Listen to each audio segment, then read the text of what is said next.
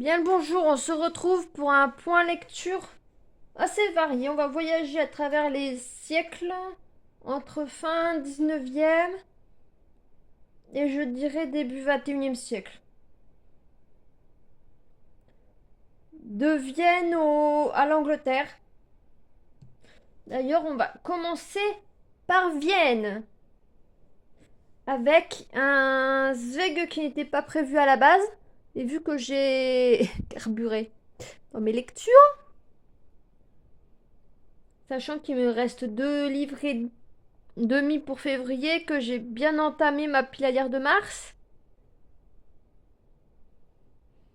Mais bon, je veux lire toute ma pile à lire.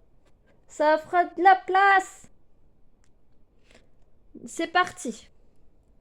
Donc on est avec Stéphane Zweig, Vienne, ville de rêve. Donc on a une introduction qui fait 60 pages. On nous présente les textes réunis dans ce recueil, dont vous avez un sommaire à la fin, à la une deuxième page.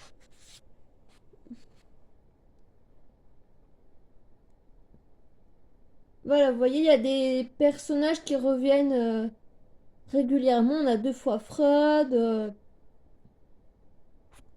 on a plusieurs fois...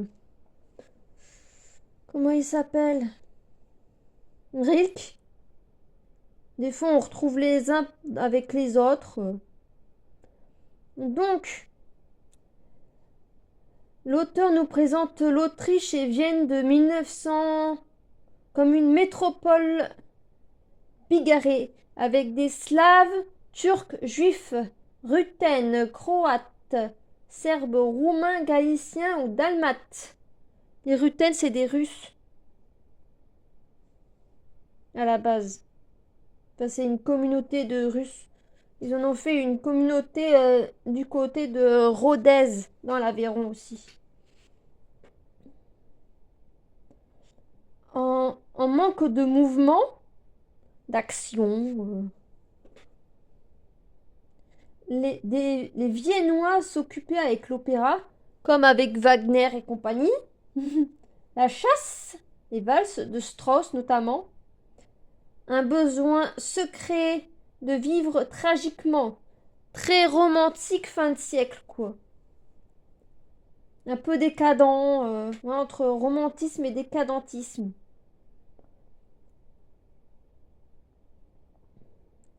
L'Autriche est un mélange de 10 siècles entre Rhin et Danube. Comme vous le savez peut-être, l'Autriche a eu diverses tailles au fur et à mesure des siècles. Hein, maintenant, c'est un petit pays. Mais quand c'était l'Autriche, le royaume d'Autriche-Hongrie, c'était un grand territoire. Un empire puissant. Dans cette vieille Europe avec l'esprit allemand et l'âme slave. Bah oui, quand on regarde sur la carte, regardez. Hop.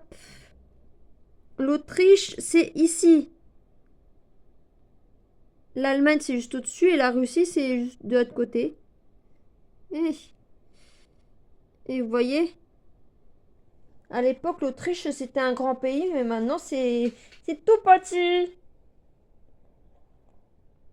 Et l'âme slave dans une explosion artistique incomparable. Pour Paul Morand, Vienne est une ville représentant la décadence. Je vous parlais de décadentisme. Mais bon, c'est fin 19e siècle. C'est la période des auteurs décadents. Donc la décadence par excellence, épuisée par le mélange des races, énervée par les névroses. Là, on sent 2 personnages, voire 3 qui arrivent. Il y en a déjà un qui est déjà passé, mais il y en a d'autres qui... On sent 2 autres personnages, dont un qui est bien en place et qui va vivre le début du XXe siècle un petit peu difficile. Je parle pas de Zweig, hein. Mais on en sent 2 autres. qui vont complètement changer la figure du XXe siècle. C'est des remarques personnelles. L'introducteur met en valeur plein d'auteurs. Ce recueil présente un panel de ce qu'a pu écrire Zweig entre 1902 et 1940. Autant de manières de dire Vienne, cosmopolite et baroque, ouverte et capricieuse, antique et toujours nouvelle. Vers 1900 est né le groupe Sécession, version locale et puissante du symbolisme. Courant littéraire fin du XIXe siècle en France. Avec notamment Rimbaud, Verlaine, Mallarmé et compagnie. Précision. Donc plus la version avec Hermann Bahr. On retrouve le grand ami de Zweig, Joseph Roth, R-O-T-H, mais aussi Arthur Schnitzler, Peter Rosger, Albert Ehrenstein, Kessner, Rilke. On a une introduction riche en enseignements. J'ai noté beaucoup plus de choses sur l'introduction que sur les autres chapitres. Vienne est une ville d'art, de littérature, de théâtre, de musique. On peut ajouter d'histoire. Je ne cite pas l'histoire, mais Vienne est riche d'histoire. Hein. On a eu quand même 2 impératrices de France en même pas 30 ans. Enfin, reine et impératrice en même pas 30 ans qui viennent nées d'Autriche. Hein. C'est quand même pas rien. Marie-Antoinette et Marie-Louise. Zweig aimait Mozart et Beethoven. Vienne était le lieu idéal pour l'épanouissement de son cœur et de son esprit. Il est un humaniste. Zweig s'est donné la mort au Brésil en exil en 1942. Il fuyait un certain personnage et son gouvernement qui n'était pas très humaniste. Pour dire ça en douceur. Pas très du tout. Il y a eu beaucoup de décès prématurés dans ses proches. Sachant que Zweig, je crois qu'il était juif. Autrichien juif.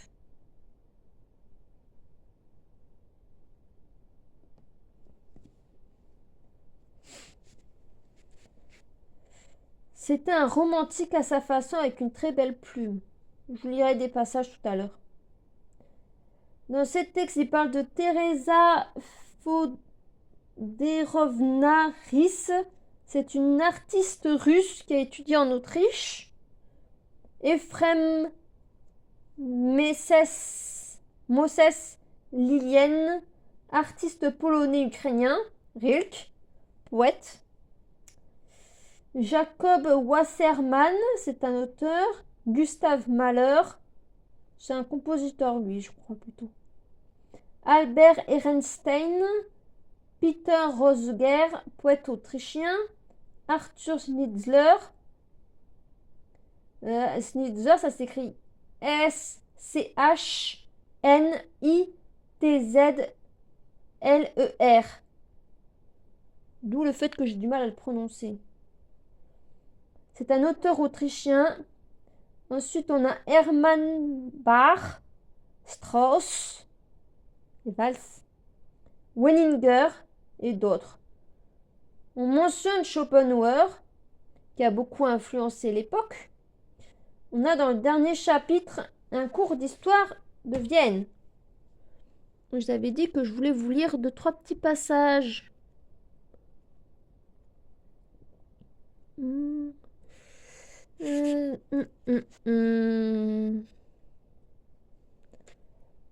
On a une citation de Taine qui nous dit « Sans philosophie, l'érudit n'est qu'un artisan et l'artiste un bouffon. » On parle de Kant, Descartes.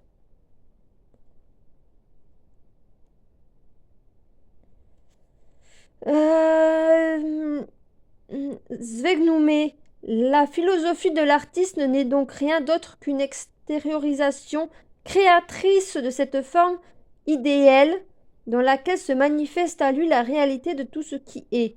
La spontanéité et l'originalité de celle-ci est peut-être l'unique manière d'évaluer sa personnalité, ou du moins sa présence est-elle la condition préalable nécessaire à toute considération critique. Et il y a un autre passage que je voulais vous lire aussi.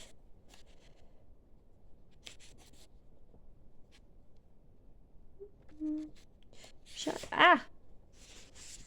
C'est compliqué de tourner les pages avec une seule main. Voilà.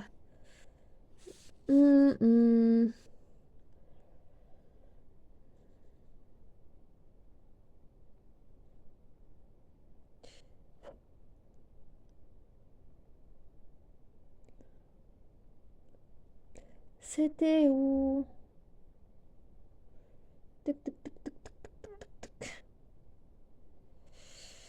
Ils ne connaissent que l'essence, le parfum de son être, tandis que nous avons connu la couleur ardente qui entourait ce calice. Tout le monde devrait lire cet ouvrage, celui de Richard Specht sur Gustave Mahler.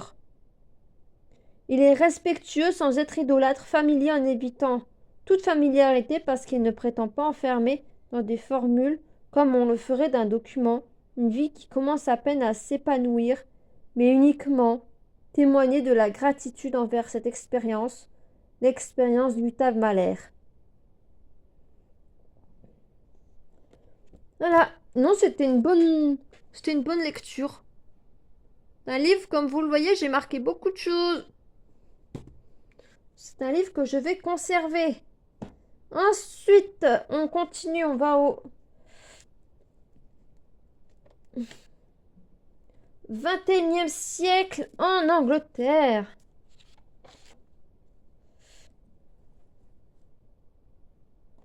Avec La maison au bout de la mer de Laird Queening. Alors, c'est pas un roman, c'est pas une romance classique, si vous voulez. C'est pas ça où on a la romance qui se construit au départ, et puis que bien après on a le mariage. Dans la maison au bout de la mer, on a déjà le mariage. On commence la première phrase, je crois même qu'elle parle du mariage.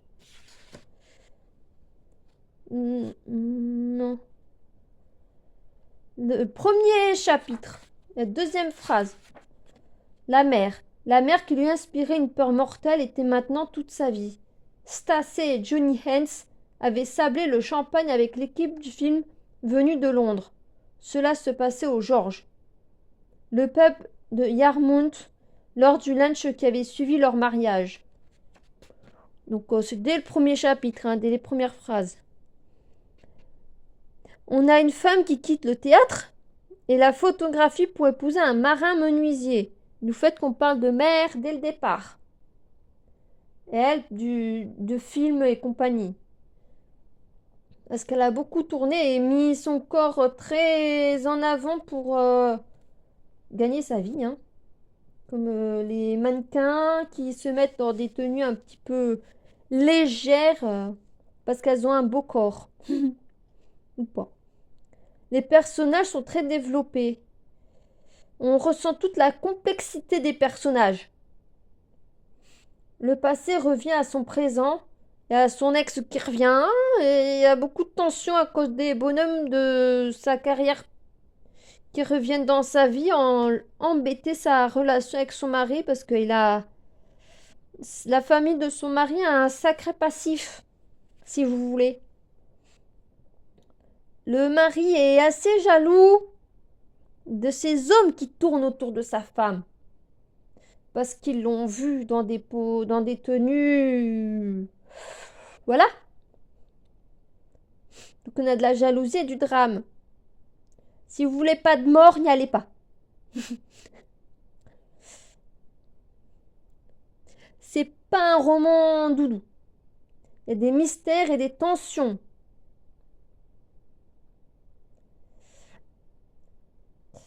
On peut se demander jusqu'où peut aller l'amour d'un homme pour une femme. Question très légitime. Et si malgré l'amour, peut-on faire confiance quand on nous cache quelque chose, qu'on a des soupçons? Quand je vous dis que l'homme et sa famille ont un passif, ce n'est pas à la légère que je le dis. Ils sont le patron au village. Ils sont les patrons au village. Mais il y en a un qui est en haine avec eux parce que le père du jeune mari lui a volé sa copine quand il était jeune et qu'il a tabassé le jeune homme.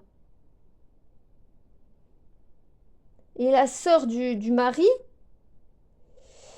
c'est peut-être un médecin, mais c'est pas un ange. Elle est extrêmement possessive et toxique avec son frère. Et ce n'est pas la rigolade. Son frère doit lui être soumis. Elle s'est pas mariée, mais limite, elle serait presque mariée avec son frère. Ça va pas jusqu'au lit, mais des fois,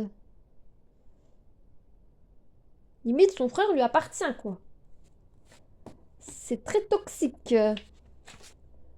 Ensuite, on part en Normandie avec un des grands auteurs normands de la deuxième partie du 19e siècle. Avec Dans les pas de Guy de Maupassant en Normandie, à Paris et en voyage de Michel Lecureur. Vous voyez, c'est un ouvrage illustré. Et puis il y a pas mal d'illustrations dedans.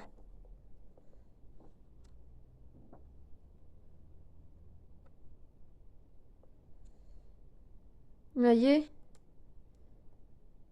Je lis peut-être pas tellement de BD, mais il m'arrive de lire des ouvrages illustrés. C'est considéré comme un essai. Du coup, on a l'ouvrage découpé en 4 parties. La dernière partie, c'est celle qui m'a le moins intéressé. C'est des circuits de voyage. Vous voyez?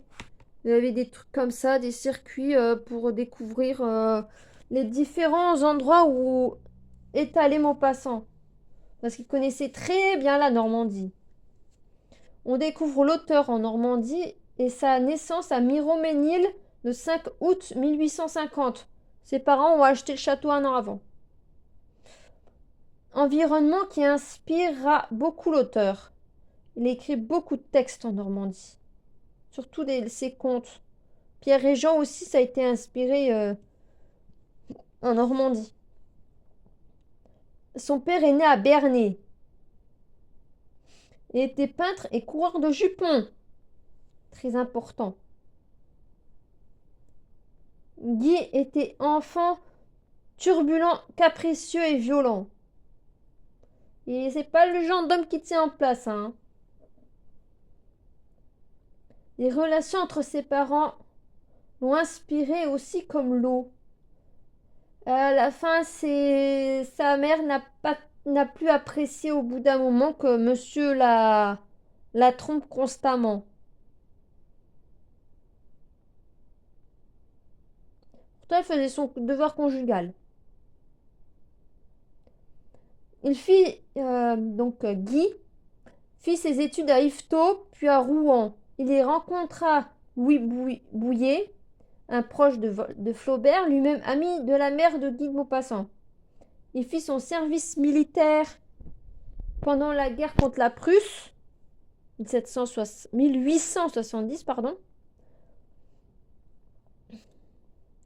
ce qui l'inspirera Boule de Suif, la petite prostituée qui est obligée pour que les autres aient des avantages, mais qui n'en retirera rien pour elle-même, à part du mépris et compagnie. Il manifestera son côté pacifiste Elle inspirera Flaubert sur la Normandie et ses côtes. C'est Maupassant qui donnera beaucoup d'informations à Flaubert par rapport aux côtes normandes, à tout ce qui peut être description de la Normandie et de ses côtes. C'est Maupassant qui va en raconter à Flaubert, qui lui demandera des détails. Donc c'était pas que dans un sens. La seconde partie. Après 1870, Guy s'installe dans une chambre à Paris, alors que son père habite à Paris, mais ils vont pas s'entendre très longtemps. À cause des finances, parce qu'il est très serré pour ses comptes, au point d'en venir à travailler au ministère de la Marine, travail qui ne lui plaît pas, parce qu'il ne supporte pas l'autorité de son chef, et songe à écrire. Et nous savons, il a écrit. Son travail lui inspirera plusieurs nouvelles, comme Bel Ami par exemple, et d'autres. Il découvre Schopenhauer en 1877. Schopenhauer, philosophe pessimiste allemand du XIXe siècle, qui n'était pas très amoureux des femmes, même s'il en a eu plusieurs dans sa vie.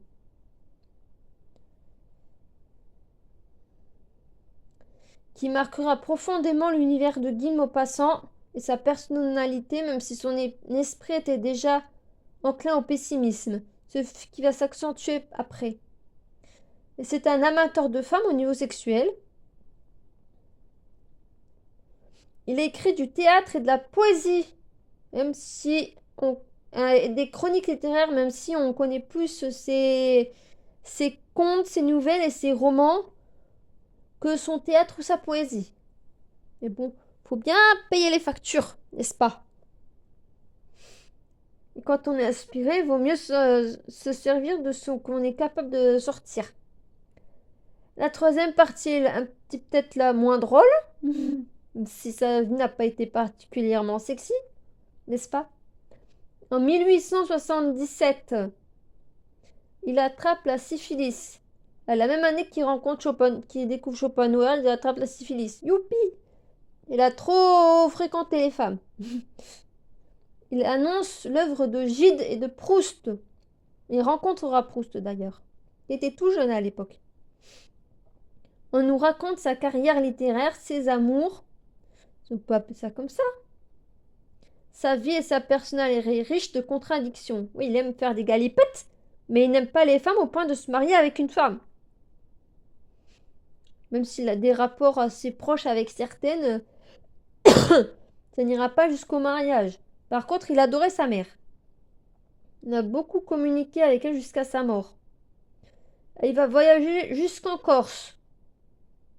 Il devient de plus en plus solitaire et en fuyant le monde. En 1887, il fait un vol en ballon.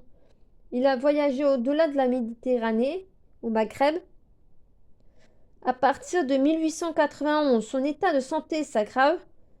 En 1892, il tente de se suicider et fut interné. C'est à la fin de son internat que c'est plus lui qui écrit, c'est ses médecins qui vont écrire à sa mère. D'ailleurs, il ne pourra plus parler. Il meurt le 6 juillet 1893. Voilà. Ensuite, je suis en train de lire ceci.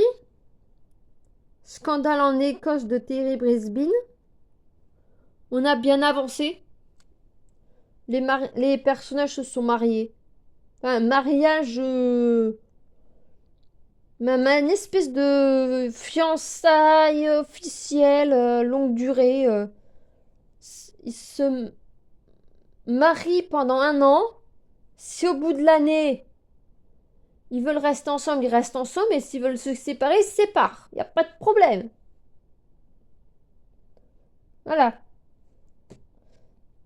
Et il y a des mystères parce que quand il lui a fait certaines fripouilleries, il s'est révélé qu'elle était vierge alors qu'elle a une petite fille.